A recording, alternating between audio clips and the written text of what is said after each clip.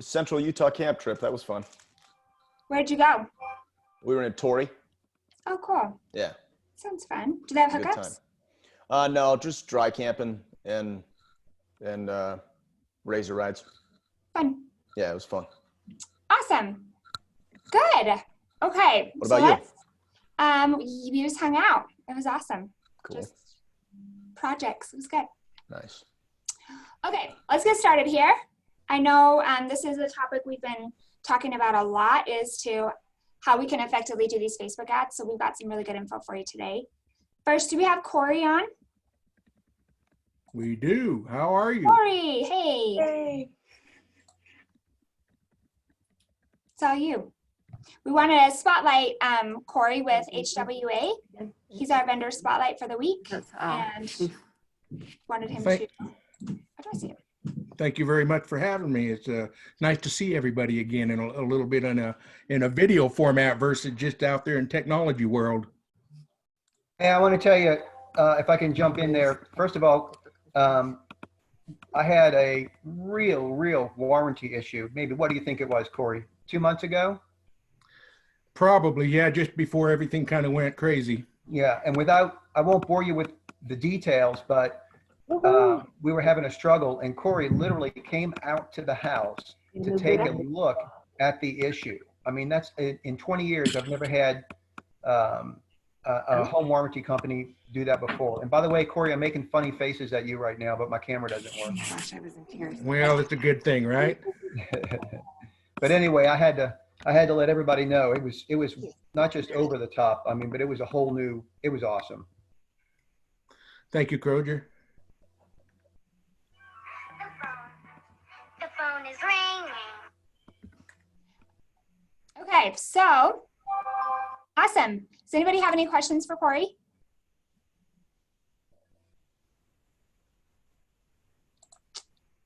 They've been good partners of ours, and we've used them a lot. They're awesome. Yes, you guys do. You and Tim do, and several others on here as well. And I appreciate that. We work really hard to support Keller Williams, and we really appreciate the support back. Definitely. Okay, so I wanted to remind you that everybody's here back in the office. So we are kind of business as usual. We'll probably continue to do our virtual meetings probably through June, and then start meeting back together depending on how things go. And as a reminder, checks can come here now. So earnest money and title checks, everything can come right here to our office. If you have any questions, then let Amy know. She can help coordinate that, but we are processing everything here. And I wanted to make sure you had all of our numbers. If there's anything that you need, please reach out to us. Okay, Rich.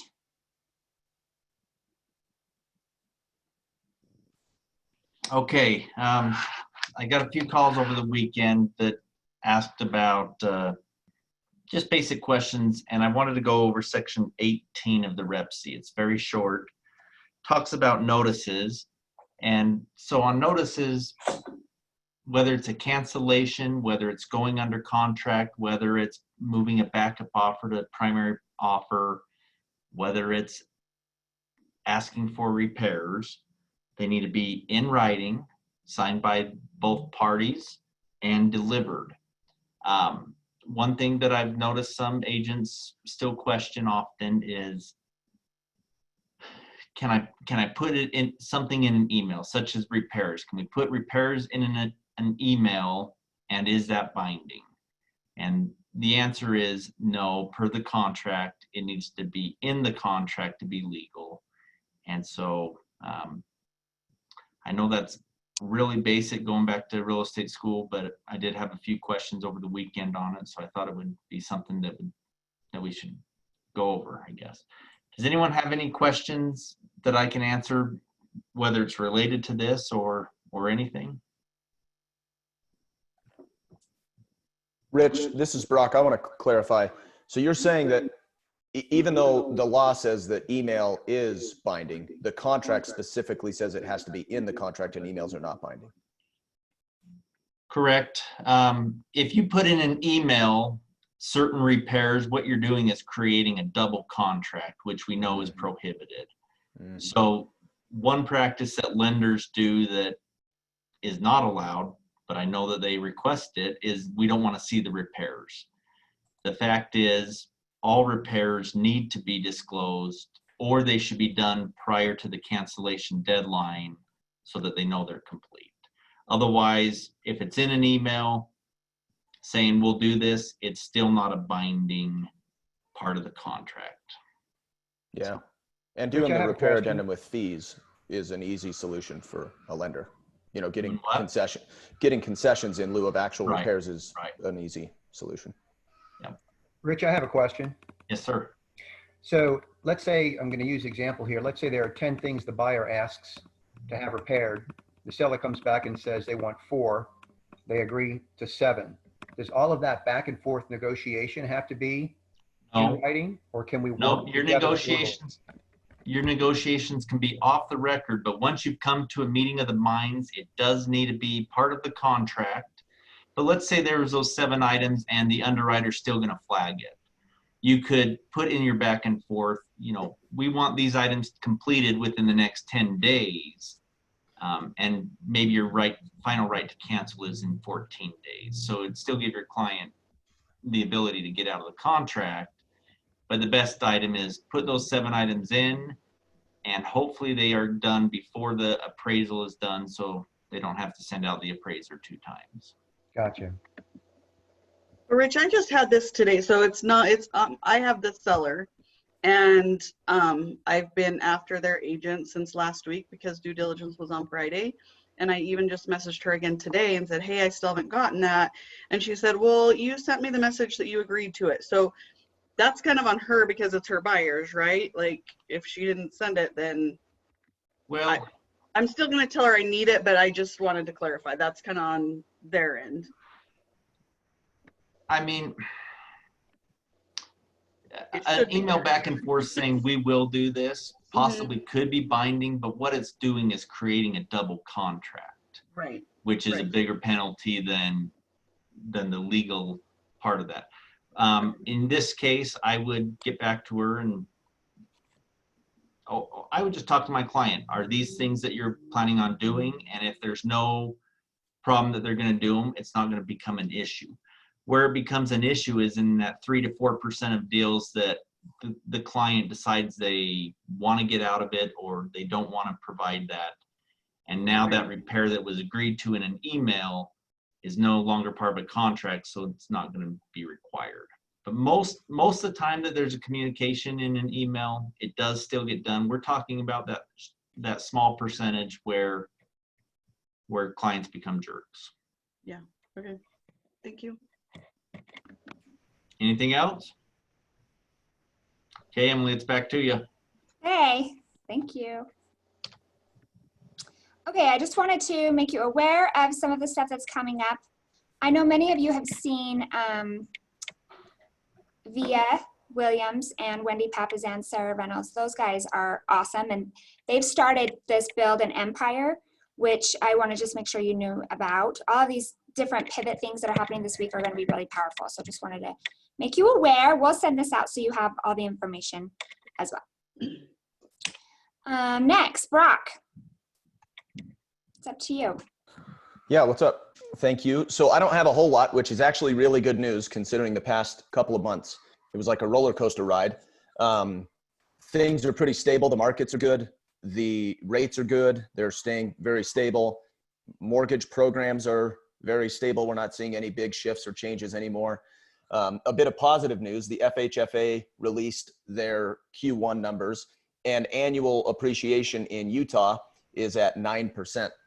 So that's pretty awesome. That's across the board, all property types. But that was exciting news. But aside from that, I don't really have anything. So I'm happy to be available if people have questions as it relates to lending and COVID. I'm sure there's things coming up to the forefront on deals that are still trying to close. Any questions? You can also chat it in if you want us to ask Brock some questions. He's a very good resource. Thanks for all your help, Brock. And, Yeah, and for sure. the Thank you. agent Facebook page, the KWSV Agents Only page, is a really good source.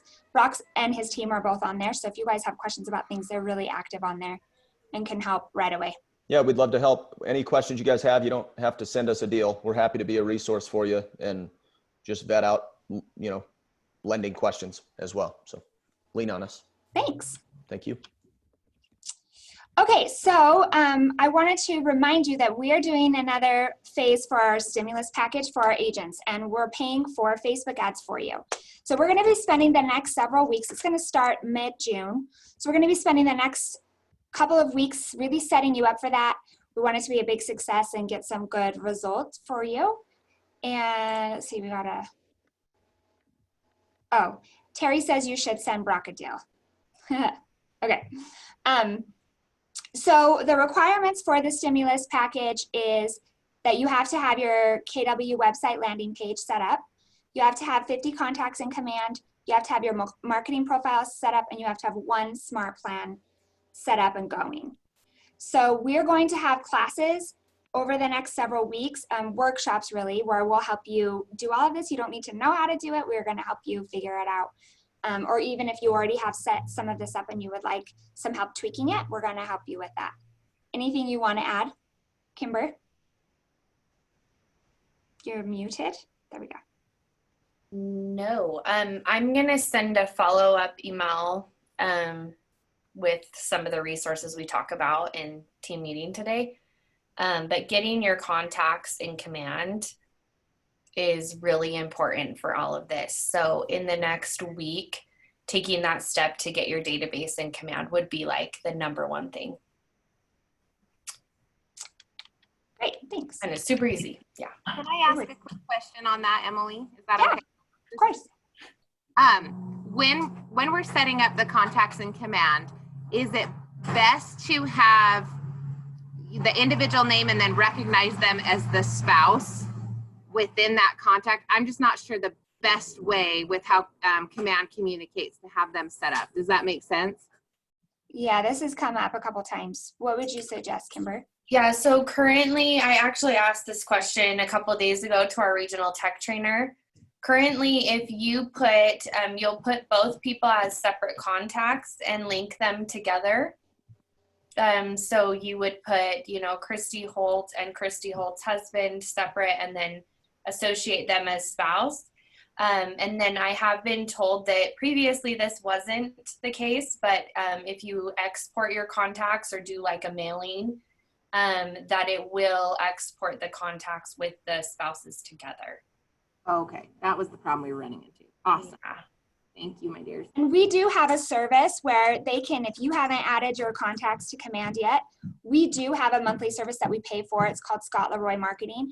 They will take your contacts and out of whatever, spreadsheet type thing you have, they'll add it in and they'll do tags for you. You just tell them what you want them to do, and they're amazing. Their turnaround time is 24 to 48 hours. They're awesome. So we can connect you if you need some help with this part.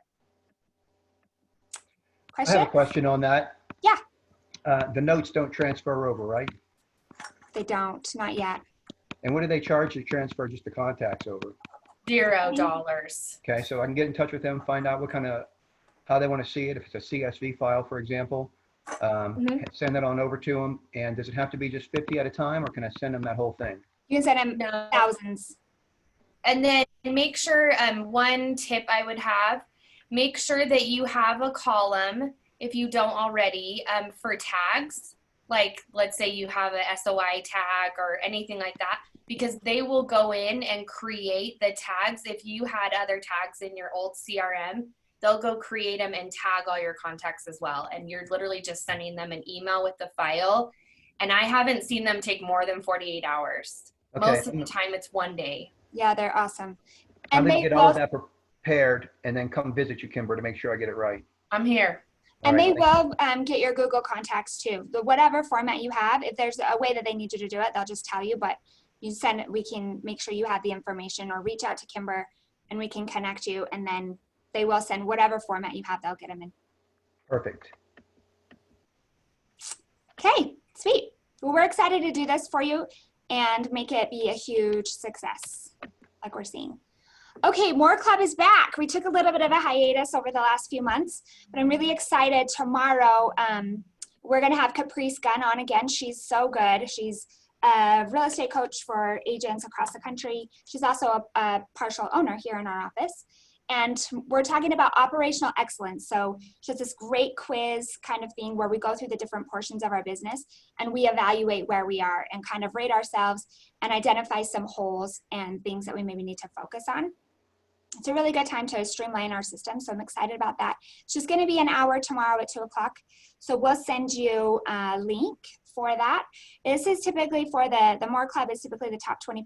We're going to open this up for anybody who wants to be a part of it. If you're in that group, top 20%, you will get an invite, but I will send the link out for everybody today if it's something that you want to do. It should be a really good use of your time. Any questions on this? We'll start doing them on the regular now, monthly, and we have some really cool stuff planned for the next few months. Okay, so here is the latest of what's happening in our market. So this is from Friday, 367 new listings. We're taking 219 new contracts, 106 closings, which is awesome. I mean, we're really seeing the uptick showing now in showings and things like that, which has been just really good to see. People are curious. They're wanting to know what's going on. So it's a perfect time to be reaching out. Reminder, Red Day, we're through the end of this week, through the end of May, we're still taking any Red Day projects you do, anything nice that you do out in your community. We want to make sure we're recognizing everybody. So tag us, or you can send your project that you did or a picture or something to any of the staff, and we'll make sure we get you included in on that. So if you haven't yet, go do something nice for somebody. A small thing goes a long way. We want to make sure that we are recognizing you for your efforts. Any questions on this? Okay, so let's get into it. Who's ready? This would be a good one to take notes on, ask questions. Let's be interactive with it. There's a lot of content here. We're breaking it down for you as best we can, but it's one of those things you may have to go back and re-review. So we'll make sure that you get these slides and this recording as well, so you can go back and look at it again. There's great resources that KW has. If you haven't subscribed to the Outfront magazine, I really encourage you to do that. There's such good content here, and a lot of what I'm going to take and talk about is included here in Outfront magazine in one of their latest issues. So, well, first of all, tell me, before I start all of this, I want to hear, what have some of your challenges been? Who's been doing Facebook ads? What have some of these challenges been? I want to make sure that we're making the most out of this. So Emily, I don't know if I'm doing it the exact same way that you're about to teach it, but I've had an ad that I would place that would run successfully, and I would go to renew it and it would get rejected because it didn't comply with their advertisement guidelines. And this is the same ad I just ran the day before. But are you running them through command or just through your Facebook? I'm running them through my website. So okay. I guess I'm going to learn a brand new way to do it. Yeah, so that's a big part of it. So I'm going to tell you about why it's important to do it through command. There's a real reason for doing it this way. So it still goes through your Facebook. It's still your platform. It's just you're accessing it through command. Okay, doke. When you do it through command, is it different from Facebook? Because when I try to run an ad through Facebook, it doesn't let me be as specific with the targeting as I'd like to be. So okay.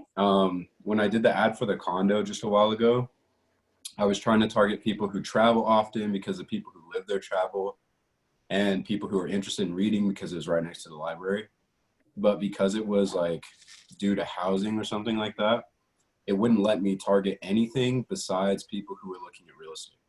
So is command different? Yes. Yes. Yeah, and we'll show you how you can do that. And then in the chat, Morgan had asked, seen examples of ads, so you're going to talk about that. Yeah, we're going to show some real life examples of what's working and kind of with some numbers of what you can expect to get, what they've been getting, the tractions on it. We're also going to go through, there's really some good tips of certain keywords and stuff to use on how you can get the most, and really what the difference is between quality and quantity of leads. So for many of you, the lead generation, online lead generation, this might be a little bit new for you. So if you are somebody that has purchased Realtor.com leads or Zillow in the past, you're maybe a little bit more familiar with how these type of leads work.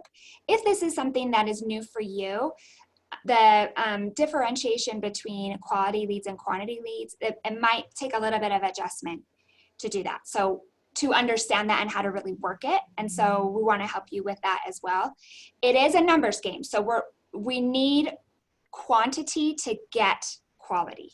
So it's different. It's different than your door knocking contacts. It's different than the conversions are going to be different. It's going to be different than your 36 touch result from your SOI.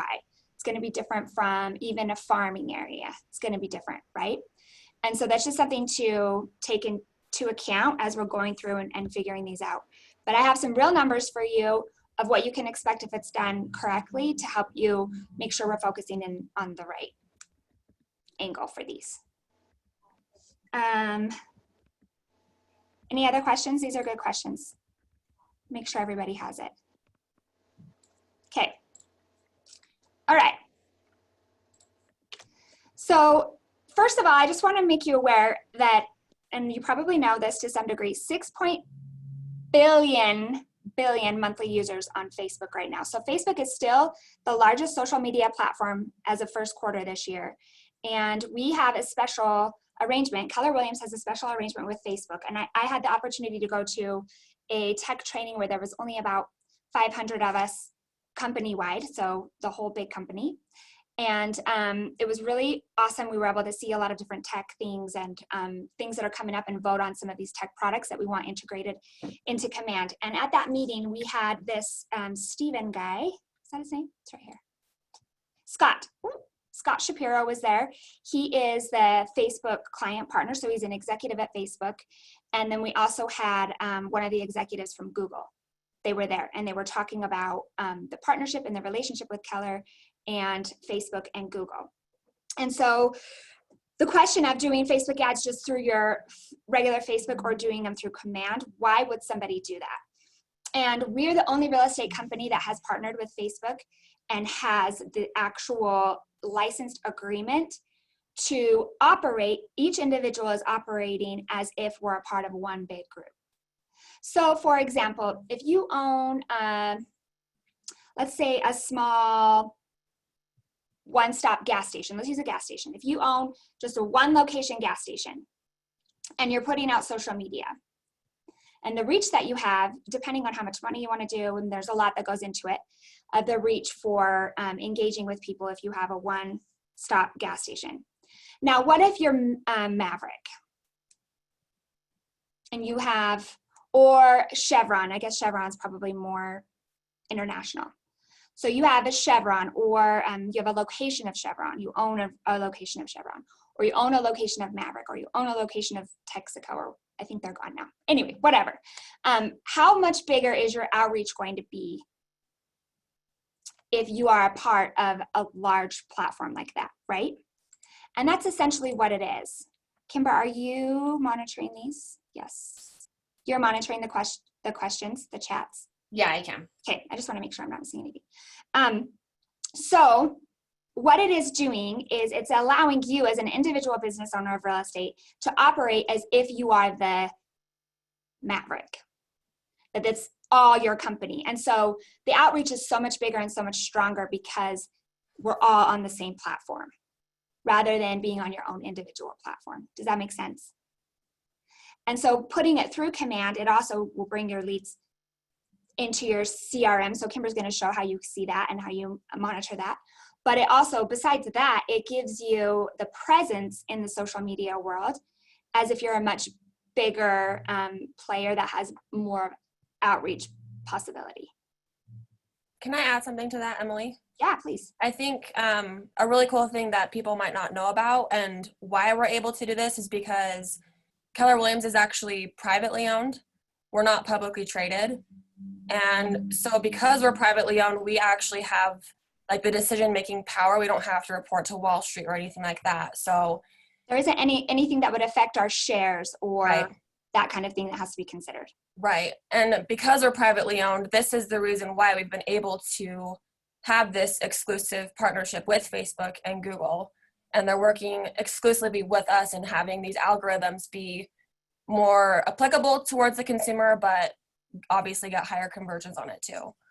So even if you're, yeah, thanks so much. So even if you're not going to be using Command as your number one CRM, that's okay. Like, this is a free world. I want you to do what works best for you. But if you're I encourage you, just through your Facebook ads, if you throw some of those leads in there, test it out, try it as another part of your business strategy in gaining leads. Okay. Next, so this says, sometimes we make human assumptions when machine learning is going to point us in surprising directions. So that's from Scott Shapiro. It's the perfect intersection of what you know about real estate, what we know about our platform, and putting it together to create a product that is holistically best in class. And there's a strategy on how you do that and how you approach people and things like that. Okay. So here are 5 steps to successfully target your audience. So, and it's kind of interesting in real estate because we start a business, right? And all of a sudden we're expected to be master salespeople. We've got to be economists. We got to know what's going on in our area. We've got to be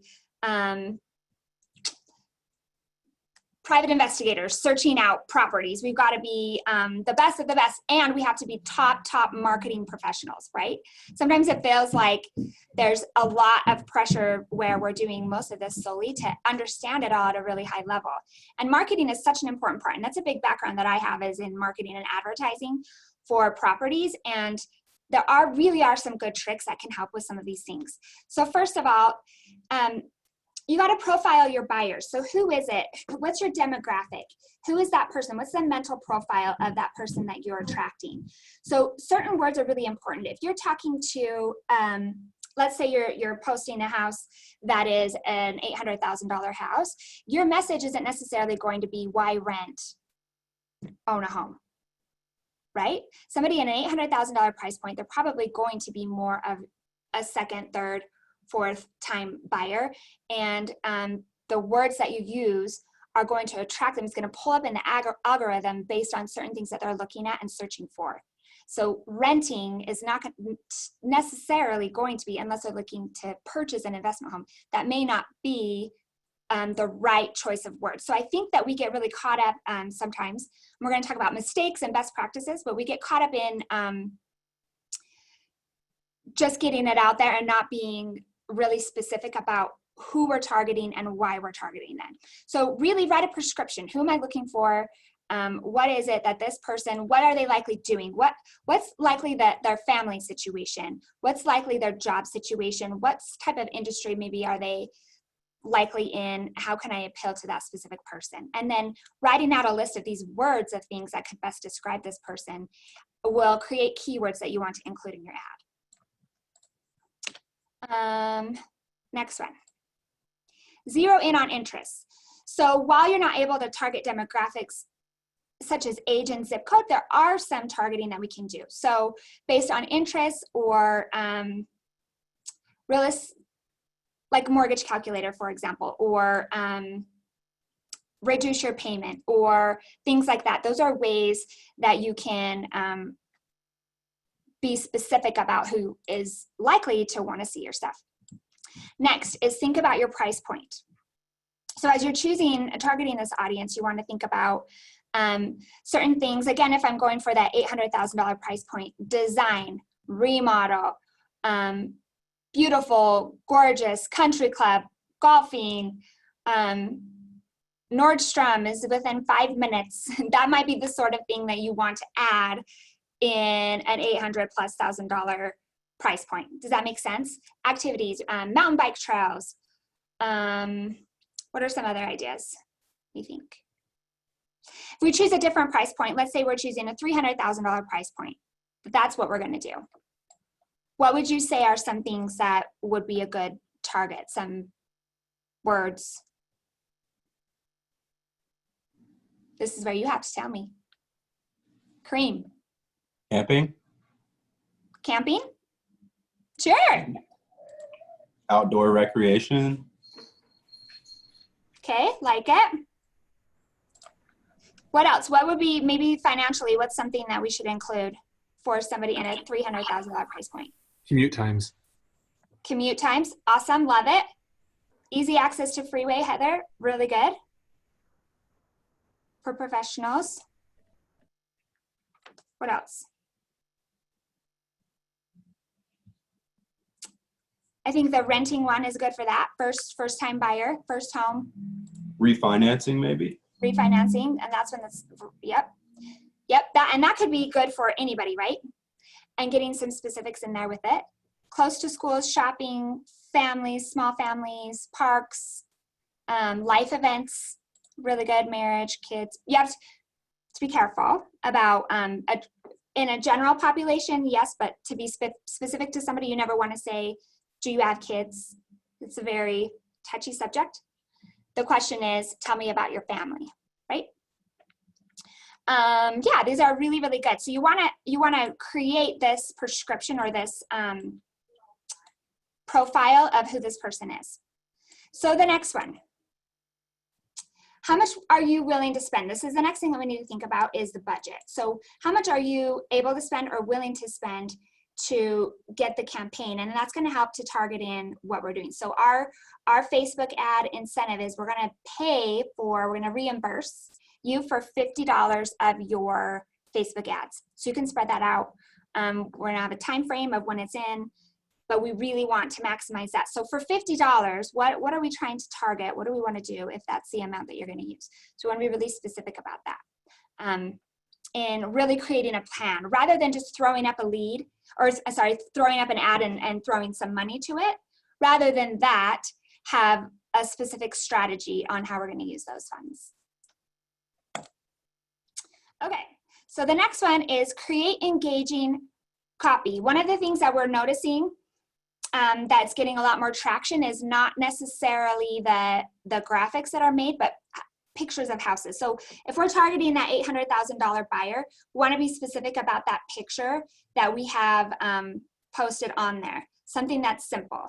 So have some sort of a call to action, that kind of thing, but something that's engaging, compelling, that that person of that demographic would be interested in finding more information about. Anything to add on that, Kimber?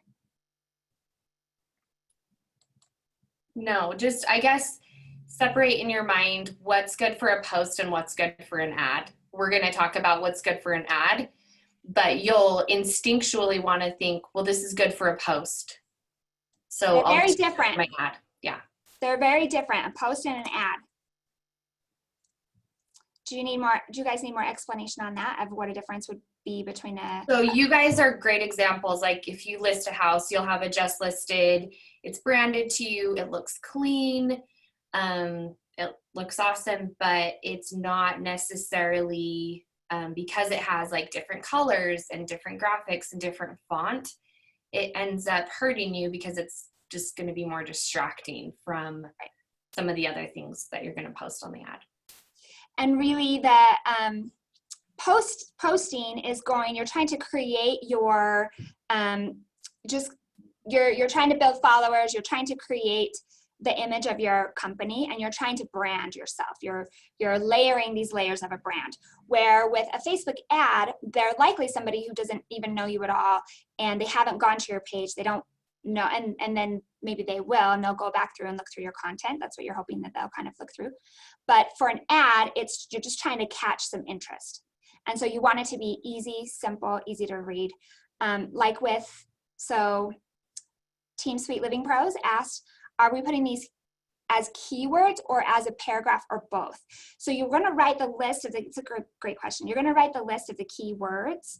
You're going to construct a great couple of sentences that have those keywords in them. Does that make sense? A paragraph is definitely do you go and read through a paragraph? When somebody sends you something, do you go read word for word, or do you glimpse as you're quickly scrolling through, right? Because we're trying to get past ads.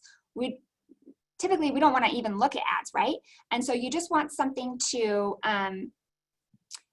catch an eye and have them want to have more information. For example, if you post a picture of a house that has beautiful porch, something like that. Oh, I would love a porch like that one day, right? It's starting to spark some interest.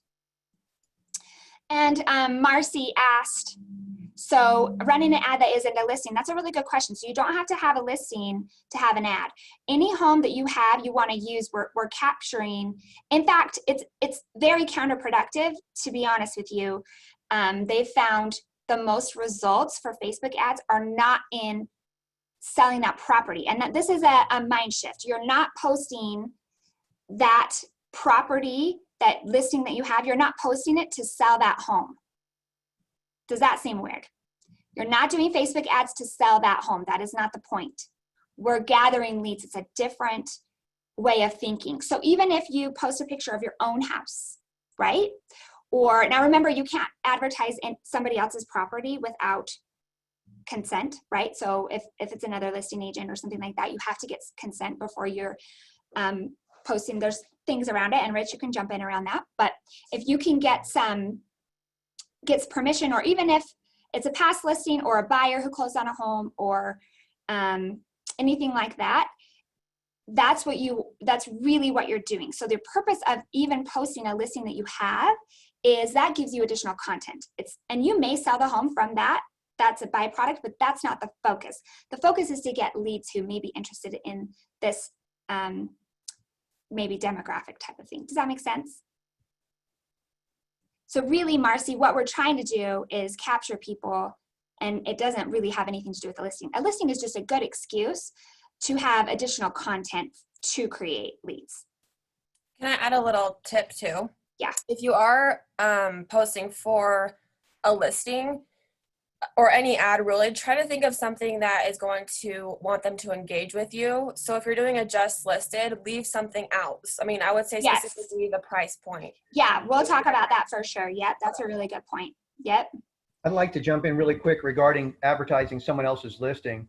It can't just be verbal from the other agent. It actually has to be signed by both brokers before you can do that. The only exception to that rule is a HUD home, which anybody can advertise. Interesting, thanks.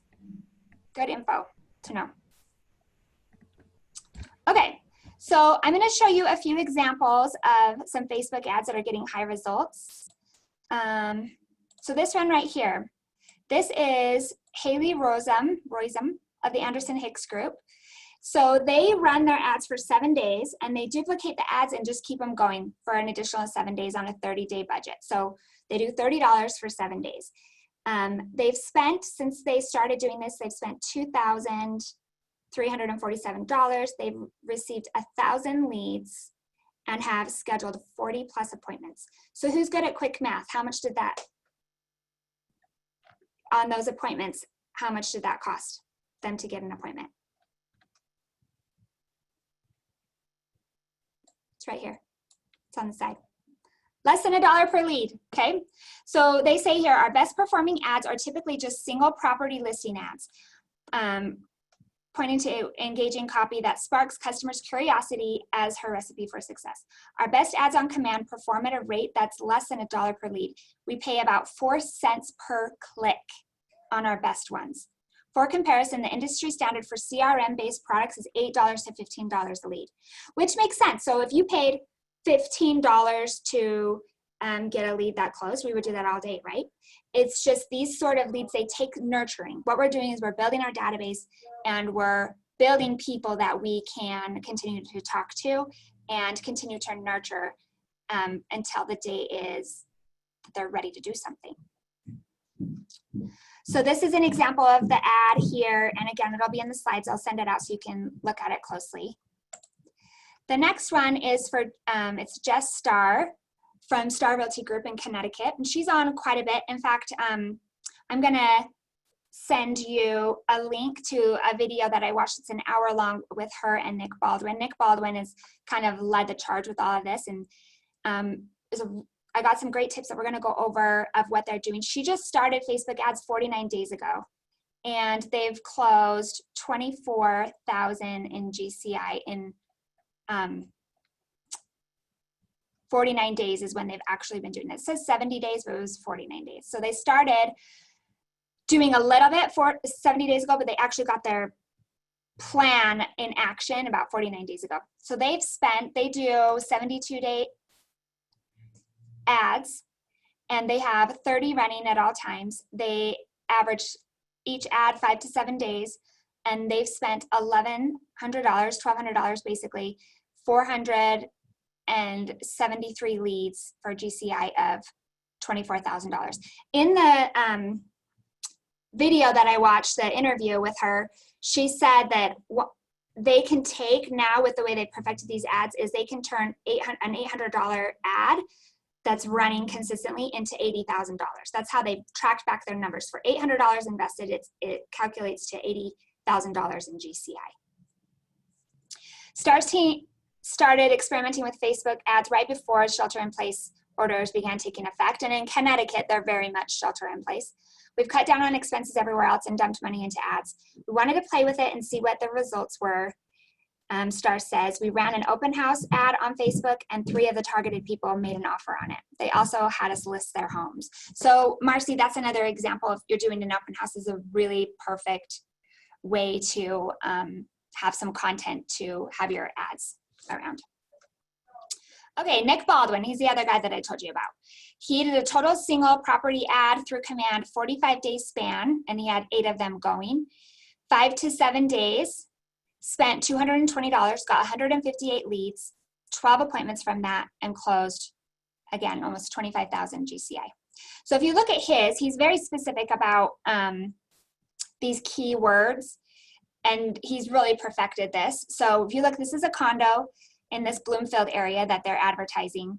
And the keywords that he put is rent, own. So you want to say rent, own together, spacious. So I'm renting now, can I own a home that's still spacious, still affordable, has 2 bedrooms, has gleaming hardwood floors, which gleaming is great.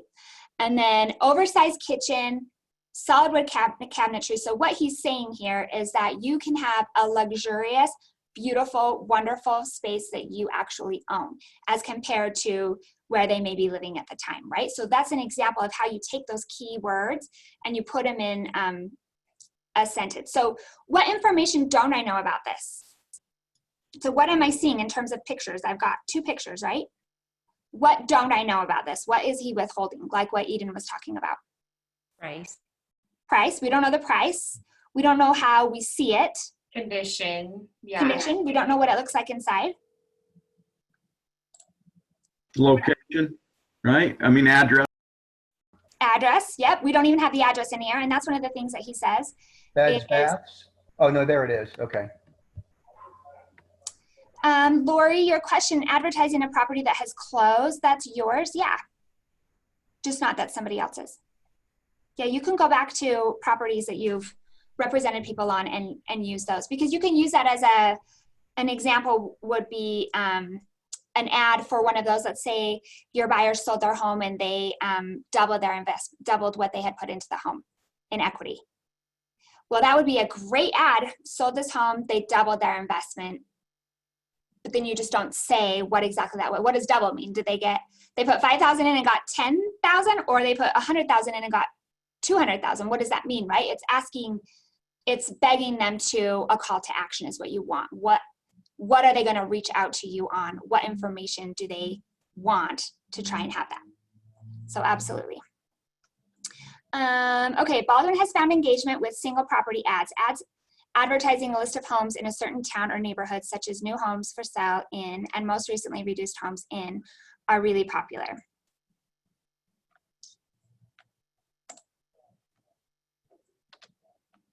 Okay, Jen Brinker. So she has 8 ads running at any time, and she runs them for 4 to 10 days and spent $215 to get 167 leads. So here again, and if we look back through these examples, and they all have a picture of a home, right? So in her area, she's in kind of a historic area. downtown area. And here she put combination of old and new. So it's a rare find, great price, it's bright, updated, elegant, double living space. So those are things that are maybe harder to find in that area. Separate dining, so really appealing to a lifestyle of what somebody would be looking for to live in a specific area. She also includes on her, she does a lot, like if you look at the bottom with Keller Mortgage. So you would think Keller Mortgage, and I've seen these ads going that agents have done, and they have a graphic of Keller Mortgage. When really it's the home, right? The home is the focus. So that should be what your ad is. And then interest rates, price, all of those things are sidebar as a way to kind of hook them to get more information. So she said the spend on this University City carousel ad was $25. I received 33 leads for an average cost of 76 cents per lead. I typically always include a listing as well as a nod to Keller Mortgage Zero Plus loan product. I've recently added mortgage terms to my interest targeting, as that is one of the most highly searched items in real estate right now. So if there's a lender that you work with, whether it's Keller Mortgage, whether it's Brock, whether it's, whoever you work with, what is something that's standing out? I think one that would be really cool for a higher price point. So we, the Hive, we average a little bit higher price point. So for us, for people that do a lot of new construction, maybe in a higher price point, to talk about the fact that Brock is still doing new construction loans and they're good loans. I mean, they're likely somebody who has been looking around and seeing and hearing that new construction loans are going away. So that's a hook. It's an example of a hook. Does anybody have any questions on this so far?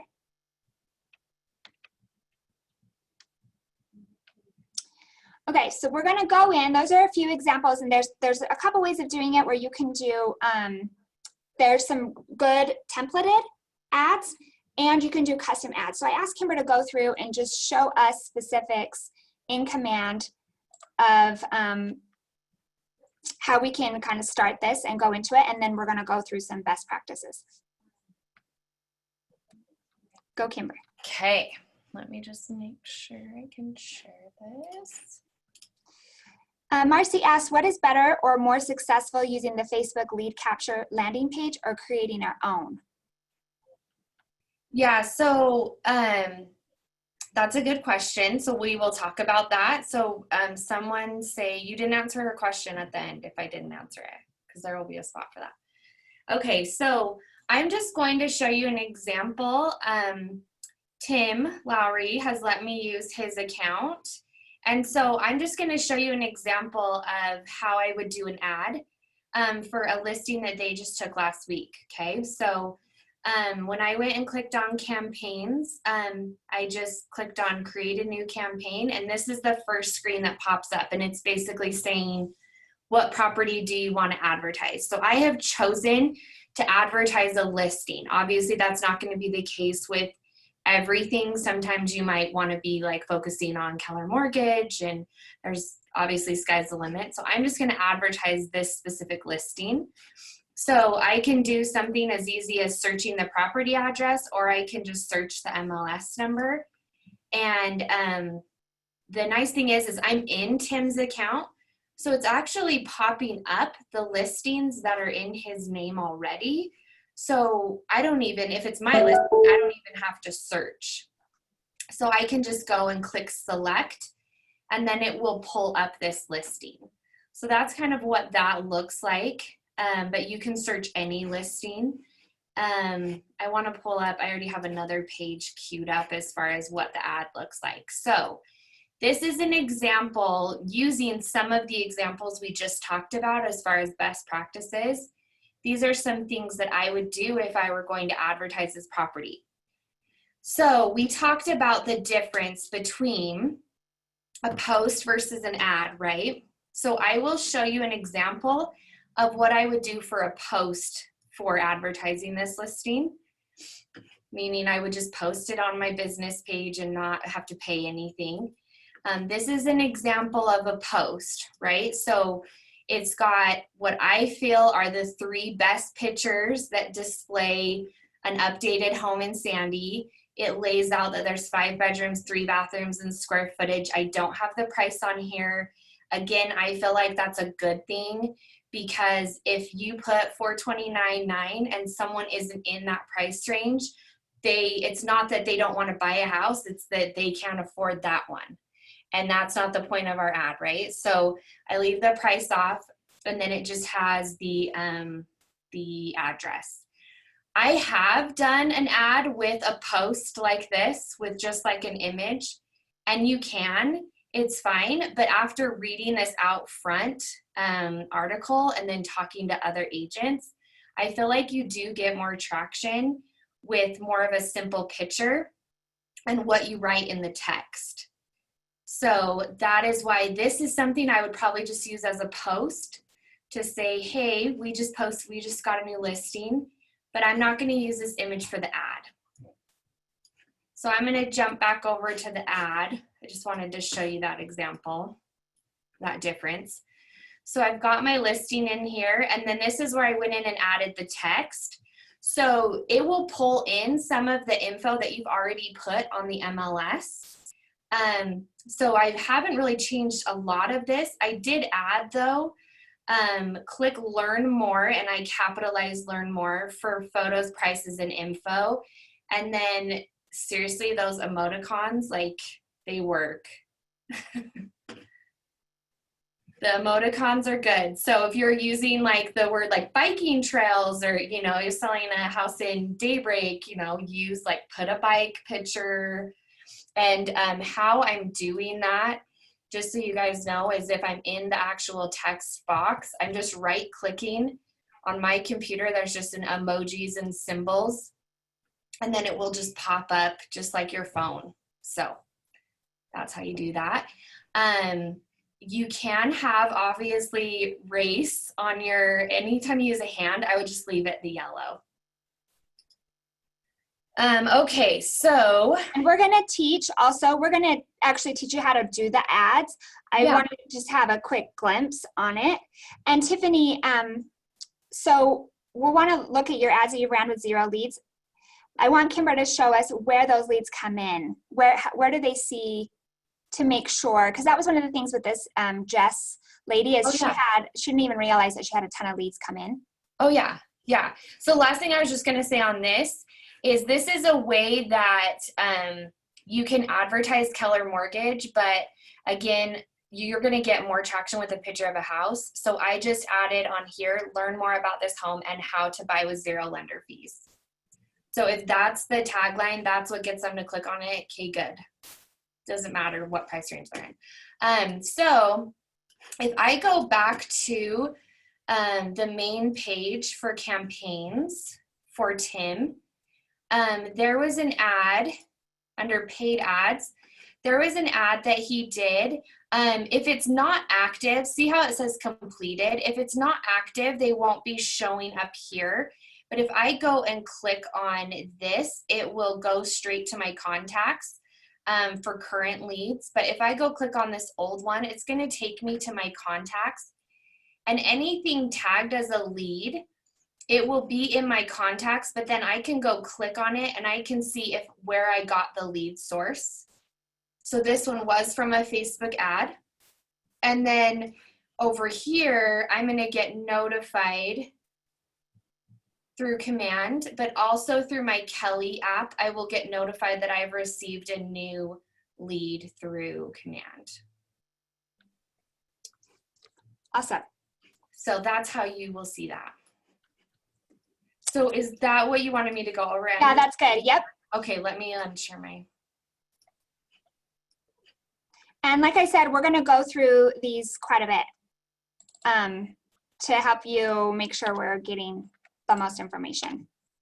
So here's this. I'm going to send it to you. This is an hour long. It's super, super informative. I'm going to share my notes with you about it. This is Nick Baldwin and his interview with that Jess Starr and her capture. They've closed a lot of deals specific just to the Facebook ads that they've been doing. So here are some mistakes. So with Facebook ads, there's too much info sometimes, too many pictures. They're presumptuous about what that person who's looking at that ad, what they want. They don't have a target market, no call to action, and focused on just selling that particular home. Follow-up mistakes. This is the thing. This is a slow burn. This is the long game. So we're looking to increase our communication and engagement with people. That's what it's about, is to engage with people. So sometimes we place an ad and it didn't work. I mean, it's in conjunction with multiple ads. So it's something you want to budget for and think, okay, I'm going to do $30 a month on ads or whatever that is, and then break it down per week. And you can identify how many people you're going to target and that kind of thing to really get a plan, because you have to, in any kind of marketing, doing something one time or even 2 times or even 3 times doesn't work. It's something you have to plan to do for a period of time in order to get results. So they don't have the right scripts. They respond too slow. You've got to be able to respond within 1 minute if possible when that lead comes in. They give up too easy. The traction really comes between 6 and 10 attempts of reaching out to that person. 6 and 10 attempts is usually when that traction comes. Focus is on the appointment to show that home, and that's not really what we're doing. Slow burn, no structure or plan for the follow-up. They ask yes and no questions and open-ended questions. You would think open-ended questions would be, we usually preach that that's the way to do it, but with these ads, we want to approach it a little bit differently. So best practices for your ad. You want to track your results, write everything down. So I think Jessica asked the question, she said she didn't get any leads from an ad that she did. Write it all down. What was the picture? How long did it run? How much did you spend? What were the words in there that you used? And start tracking them as you're going through, and so you know which things are working. Use a picture of a home, great picture of a home that's in that demographic that you're considering. Add a call to action. Focus is to engage, so you want to use those keywords in that way of engaging them. Let your words match your product. Again, keep it clean, keep it within that demographic of who you're targeting with this. For the follow-up, the way that they suggest that is you want to do a call, text, and email every day for the first week. Raise your hand if that freaks you out. Good. I don't see any hands, but maybe you're raising hands. Call, text, email every day that first week. Following that, you want to do 2 touches per week following after that first week, but this is your opportunity. What's different between this and Zillow is the reason why you want to reach out to Zillow ads right away is because they're going to another agent, right? If you're not following up or answering that. This is different. If you're not reaching out within a minute, they're onto something different, and it's in Facebook, right? They're not in a site looking for homes. They're on Facebook. So the next thing is going to be a distraction of like a cute cat scratching a dog's back. I just made that up. But they get distracted in the next thing, right? You want to ask for feedback to help. That's been a big thing. So when you're engaging, so this isn't your ad, this isn't your follow-up, right? So when you're engaging with somebody and you're asking questions, hey, I put some money down for a client for this condo. I'm helping him sell his home. I would love to have your feedback or what you thought about this home. So people like to help. Your responses back and forth should be slow and conversational. You want to mirror and match their tonality. Also, if you text, email, and call, and they email you back, you're now in an email correspondence. They call you back, you're now in a phone call correspondence, right? They're finding that text gets the most traction across all age groups now. So that's something that's a little bit different. So texting is getting by far the most traction. So these groups are all starting with text. Offer education for the process. I'm sure you're not looking to buy right now. Take that as the first assumption. Your goal is to engage. So you kind of take them off the defense right from the beginning of, I'm sure you're not looking to buy right now. I just wanted to, and whatever that is. So here is, in that video, while he was talking to us, he had somebody reach out to him from his ad, and so he shared that finally after 5 attempts he got a response from this lady. So I'm going to read it really quick. We're out of time, holy moly. Okay, so in here, hey Rita, Nick with KW. I put some condos for sale and you clicked on one. I'm sure you're not looking to make a move yet, but I was wondering if I could set up a search for you. Are you looking in Bloomfield or somewhere else? No response. Next day, hey Rita, I want to send you a revised list of homes for sale in Bloomfield and was wondering if you would like me to change the criteria. And then he included a link for a smart plan for the condos in that area. No response. Next day, hey Rita, I hope I'm not being a pest. What was your read on the list of homes sent? Was it helpful or not helpful? No response. Next day, I don't want to spam you with homes you don't like, Rita. I just want to make sure you're taken care of. Do you have any must-haves I should know about? No response. This last one came through while he was recording this video. Next day, hi Rita, I don't know if you've already selected who will have the honor of being your agent, but I found this article on things you should look for in an agent, and I thought I should share. included the link for of a blog of what to look for in an agent. And then guess what? She said thanks. So what happens when somebody responds and says thanks? They've just given you permission to engage with them. So now this is a two-way conversation, and you can dig further and go in. So now he's got somebody that he's engaging. Does that make sense? This is how this should go. The other thing is when you're sending them out like this, it helps people know that they're not being spammed, that it is a personal message that you are sending to these people, and that you're a real person right there. That's another reason why you got to respond within a minute. Because if it's in, you know, if possible, if it's in 2 or 3 days, then they feel like they're just being funneled into like a lead manager that's automated response. Here's another script really quick. It says, hey, this is Emily from KW. You clicked on a home I'd advertised for sale. I know you may not be ready to purchase a home now, and I was curious what you might have liked about the home that made you request more information about it. Is Salt Lake County where you are mostly looking, or are you looking at Davis or Utah County in the mix as well? I wrote that weird, but so that's an example of giving options and continuing to follow through steady. Let's take questions really quick. I encourage you to go through and watch that video. I'm going to send it to you. It's got so many good things. I was going to play a portion, but the time goes so fast. And then really, I just encourage you, think about the best things you can do right now. Top 3 things. Think about who you're wanting to target. What is the purpose of this? Okay, what are you wanting to target? What is the message you want them to take away with? The second thing is, how much are you going to spend? What's the duration? What's your plan with how the ad's going to go? And then your third thing is, what is the follow-up? Within the first 7 days, you should have 8 to 10 attempts to get with them in your first week, your first 7 days. So what is that going to look like? How are you going to watch that and prepare for that? So was this helpful? I know it just opens a lot that we probably still need to talk about more, but was it helpful? I think a huge aha that I've had, even though I've been dealing with this a lot, is that the follow-up is where the follow-up is where it is. It's not even about your ad. I mean, Nick specifically, he's this guy that has this strong follow-up plan. If you looked at all the different scenarios, he really is the lowest spend for what he got. And there's probably something to be said for it. His follow-up relates to that, so. We're going to spend a lot of time on this and making sure that you are very prepared. We have a CE class for social media next week. So team meeting will be a CE class for social media specifically. This is where your people are. This is where everybody is right now. They're on social media. They want to break from the world kind of, and this is your opportunity to step up a bit and engage with people. Okay, I know Bold is going right now, but we'll keep you going. Okay, reach out to me with any questions. Appreciate you so much. We'll make sure that